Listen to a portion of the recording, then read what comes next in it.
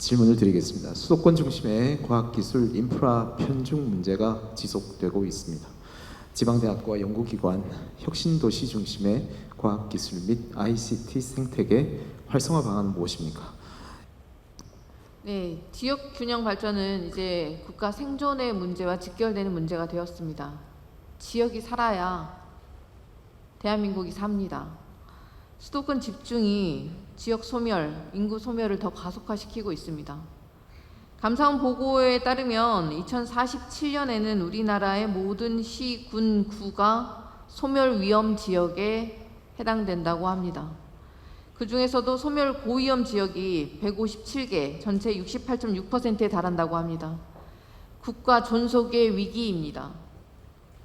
이 문제의 심각성을 모두 다 공통적으로 인식해 주셨으면 좋겠고요. 지역 균형 발전 정책이 반드시 필요합니다. 가장 핵심은 그 지역에서 자고 나란 아이들이 그 지역에서 배우고 그 지역에서 직장에 다니고 그 지역에서 가정을 꾸릴 수 있는 구조를 만들어야 된다는 것입니다. 그런데 우리나라는 사람은 태어나면 서울로 보내라 라는 말이 너무 익숙합니다.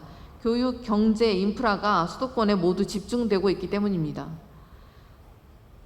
이에 대한 해법으로 다양한 제안들이 나오고 있는데 그 중에 하나가 서울대 교육의 문제입니다. 서울대를 지역 곳곳에 서울대 수준을 만들면 어떨까요? 서울대 10개 만들기를 추진해 보겠습니다. 지역 거점 국립대를 전략적으로 집중 육성해서 대학 서열을 완화하고 국가 균형 발전을 이루겠습니다. 이들 국립대를 세계적인 연구 대학으로 키우고 지역 사립대학과 협력해서 대학이 지역 혁신과 성장의 중심이 되도록 하겠습니다. 학업이 연구로, 그다음에 연구가 기술로, 기술이 다시 창업으로, 창업이 또 다른 산업의 혁신으로 발전하는 혁신의 고리가 지역 안에서 만들어져야 합니다. 좋은 직장이 있어야 사람이 떠나지 않습니다. 각 광역별로 특화 산업을 집중적으로 지원해서 지역이 혁신과 성장의 주역이 되도록 하고 지역 균형 발전에 첫 삽을 뜰 수 있게 하겠습니다. 강원도는 AI 디지털 기반 첨단 의료 복합 산업과 반도체 소재 부품 산업, 대구 경북에는 2차 전지 산업 벨트, 미래 자동차 부품 클러스터와 바이오 산업 AI 로봇, 제주에는 의료 생명 산업과 미래 농업, 호남에는 AI 미래 모빌리티 에너지 산업, 충청에는 글로벌 과학기술 혁신 클러스터, AI 우주산업, 바이오산업 클러스터, 2차 전지, 반도체 산업 등등 이재명 후보가 지역균형 발전의 공약을 발표하셨습니다. 이들이 잘 진행될 수 있도록 하고 정주 여건도 강화하도록 하겠습니다. 네, 이상입니다. 네, 말씀 감사드립니다. 다음으로 양향자 위원장님께 요청드립니다. 최근에 자영업자 소상공인들의 그 소득 신고에서 제로를 신고한 분들이 70%가 넘는다고 합니다. 그래서 저는 첨단 산업에서 창출되는 일자리가 존엄한 일자리고 복지고 그리고 희망이다라고 봅니다. 우리 젊은이들에게 가장 필요한 어떤 첨단 산업 클러스터에서 창출되는 일자리가 필요하다. 그래서 12개의 첨단 산업 클러스터를 지정을 했었습니다. 근데 첨단 산업 클러스터의 지정 플러스 일자리, 주거, 교육, 의료, 교통, 문화가 함께 정주 여건이 구축이 되어야 되는데요. 그러려면 지방 분권 강화를 해야 되고 재정 자율성을 확대를 해야 됩니다.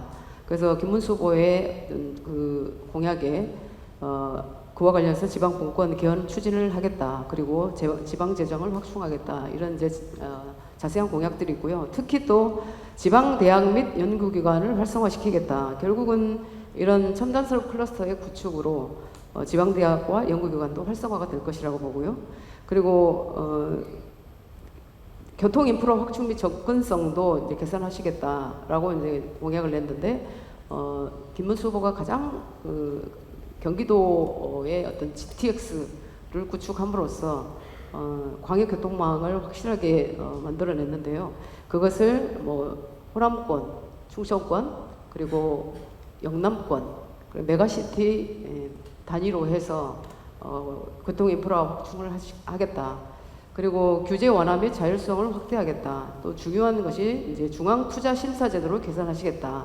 사업 규모가 1,000억 원 이하일 경우에는 중앙 투자 심사를 면제하겠다라는 공약을 냈고요. 그리고 예비 타당성 조사 대상 기준을 500억 원에서 1,000억으로 상향해서 지방의 자율성을 확대하겠다. 그리고 그린벨트 규제를 완화하겠다. 이렇게 이제 공약들을 내고 있는데요. 결국은 다들 말씀하실 겁니다. 수도권으로 이전하는 것은 결국은 수도권의 첨단 산업 클러스터가 집중적으로 구축이 되어 있고 거기에 주거, 교육, 의료, 교통, 문화 이 정주 여건이 좋기 때문에 그렇거든요. 그래서 이것들을 이제 철저하게 지방 본권으로 해서 자율성을 확대해 주는 것이 가장 중요하다고 보고 있습니다. 네, 감사드립니다. 마지막으로 김영임 특보님께 말씀 부탁드립니다. 네, 현재 국가의 주요한 아젠다 중에 지방 소멸, 저출생, 인구 소멸 등이 있습니다. 그리고 저는 이 주제에 대해서 좀 관점을 달리 접근하면 어떨까 싶습니다. 이미 저는 지역이 과학이고 과학이 국격이다라고 말하고 싶습니다. 이미 거대 과학의 여러 분야들이 지역에 많이 있습니다. 첨단 의료 복합단지, 우주센터, 방사광, 가속기 등등이 서울 수도권에 집중해 있는 게 아니라 전국 전역에 퍼져 있습니다.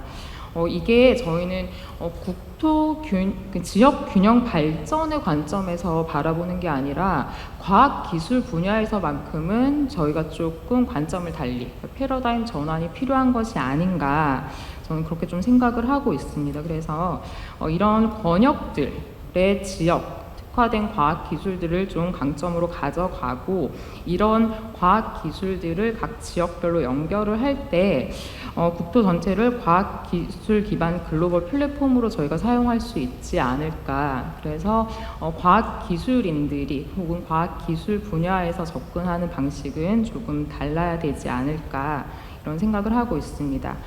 예를 들면 데이터 특구 지정, AI 인프라 유치 기반의 법인세 감면, 지역 내 병원과 대학 간 데이터 연계 실증 프로젝트 등등의 여러 가지 실제적인 것들도 저희 후보님께서 공약으로 내세우셨는데 이런 것들을 함께 그래서 지역 전체가 어느 특정 지역을 살리자, 어떤 특정 기술을 하자라는 것이 아니라 이미 지역에서 헌신하고 계시는 그리고 지역에서 많은 과학기술 발전에 이바지하는 이 모든 내용들을 잘 연결을 하면 과학으로 지역을 연결하고 지역으로 글로벌리 세계를 연결할 수 있는 지향성을 가지고 갈 수 있지 않을까라고 저는 생각을 하고 있습니다.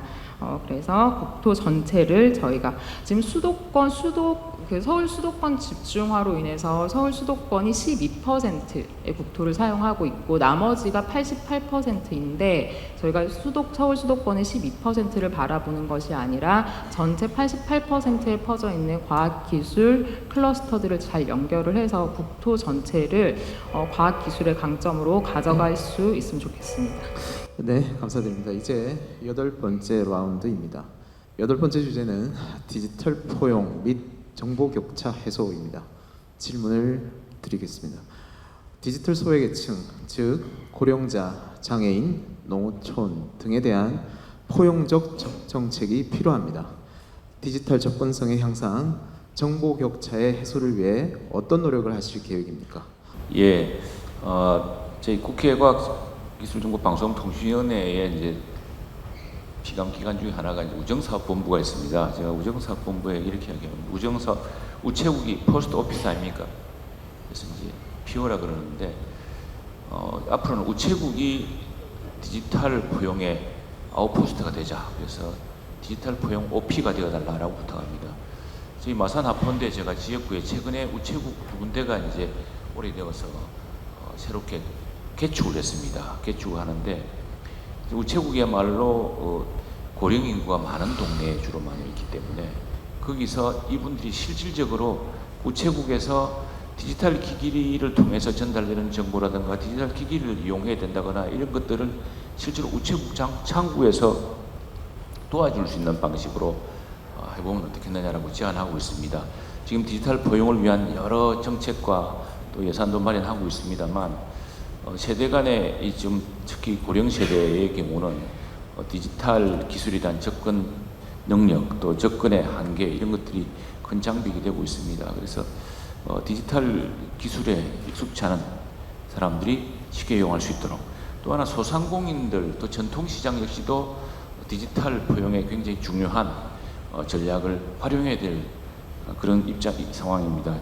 최근에 경남의 한국은행 경남 지점이 경남의 소상공인들 전통시장을 통해 분석해봤습니다.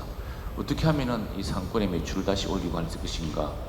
지금은 이제 라방을 통한 것도 있지만 역시 디지털을 통한 마케팅, 또 택배 시스템을 통한 것, 이런 것들이 굉장히 중요해지는데 전통시장은 이걸 제대로 활용할 수가 없습니다. 그러니까 요즘은 택배 때문에 쿠팡과 이런 배달 서비스가 너무 지금 많이 이용되면서, 제가 사는 마산의 아파트를 가봐도 그냥 아파트 엘리베이터 온통 택배하는 그 라이드로 붐빕니다. 그러니 아파트 앞 상가도 안 가죠. 그러니 전통시장이 가겠습니까? 그렇다면 전통시장에서 파는, 소상공인들이 파는 이런 물품, 상품 이런 것들을 바로 그 택배와 연결시킬 수 있고, 또 디지털로 구매가 가능한 방식으로 연기를 시키는 방식으로 우리 고령층과 소상공인 전통시장의 문제도 함께 해결하려고 합니다. 네, 감사드립니다. 다음으로 개혁신당 조용민 위원장님께 요청드립니다.